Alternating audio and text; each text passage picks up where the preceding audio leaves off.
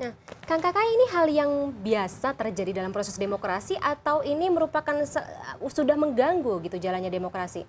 Saya pikir ini pertama kita melihat bahwa ini ada cukup fenomenal ya, beberapa hal ya, termasuk juga fenomena sebelumnya. Tetapi kalau saya lihat apa yang terjadi di Malaysia, di Selangor ini, memang ini cukup mengganggu konsentrasi kita. Karena apa? Kita hanya dalam beberapa hari ke depan ini akan melakukan, ya 6 hari ke depan kita akan melakukan pemungutan suara di tanah air. Memang untuk Malaysia ini saya pikir cukup besar, seperti tadi di Kuala Lumpur aja sekitar 600.000 pemilih.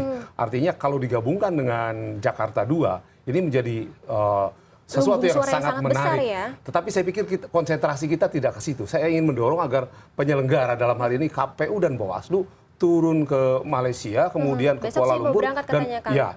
Tetapi saya pikir harusnya lebih cepat dari itu, sehingga di tanah air kita sudah mendapat kepastian apa sih yang sebenarnya terjadi dan kemudian bagaimana tindak lanjut dari proses ini.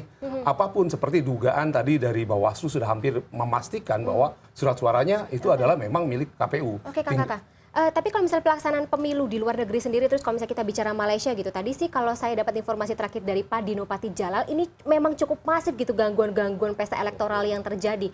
Calegnya juga banyak. Nah, kalau dari Kang Kakak sendiri berarti apa yang ini perlu diperbaiki sebenarnya atau yang kurang selama ini? Kita dalam bereformasi ini belajar sebenarnya. Di satu sisi kita belajar untuk berdemokrasi dengan baik, berpemilu dengan baik. Di sisi lain juga ada pihak-pihak yang belajar makin canggih untuk dalam tanda kutip mencurangi. Bukan hanya di luar negeri, tapi di dalam negeri seperti politik uang dan lain sebagainya. Dan orang belajar bahwa di situ ada sumber daya, ada uangnya, ada kemungkinan untuk akses terhadap kekuasaan dan lain sebagainya. Dari proses belajar inilah kemudian kita dituntut sebagai bangsa, sebagai penyelenggara pemilu, sebagai pemerintah untuk bagaimana berada di depan proses belajar itu. Harusnya kan logikanya idealnya adalah satu langkah di depan. Ya, di depan. Ini yang nampaknya saya tidak melihat itu. Saya tidak melihat kita berada satu langkah di depan dalam hal penyelenggaraan pemilu. Bagaimana Electoral Management Body melakukan perencanaan, kemudian program dan sebagainya secara sedemikian rupa sehingga hal-hal seperti ini harusnya sudah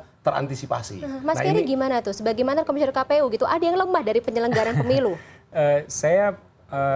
Tadi saya ingin meng-highlight soal yang kasus di Malaysia ini, yang seharusnya malam ini sudah ada di Malaysia, baik itu KPU ataupun Bawaslu. Tadi baru konversi. Ya, karena ini kan kejadiannya sudah siang atau nggak sore lah seperti itu, sehingga ini bisa diantisipasi lebih cepat. Dan kalau misalnya malam ini sudah dapat konfirmasi dari berbagai pihak, terus datang ke lokasinya, saya pikir sudah bisa konferensi pers dan sudah bisa menginformasikan sejelas-jelasnya bagaimana duduk perkara yang memang terjadi di Kuala Lumpur seperti itu.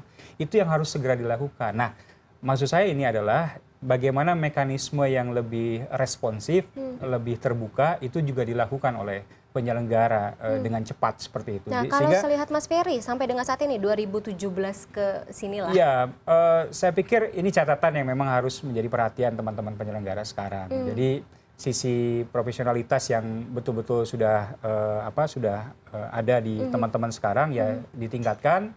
Sisi transparansinya lebih, kalau misalnya ada problem kan langsung saja diinfokan. Ini loh problemnya seperti ini, mekanisme seperti ini, sehingga bisa jadi ada awareness dari masyarakat. Tapi transparansi seperti itu kalau misalnya kayak bicara mengenai kinerja, kemudian juga ada celah-celah tersebut dari penyelenggara pemilu, apa tidak menjadi presiden tersendiri gitu bagi penyelenggara pemilu secara keseluruhan?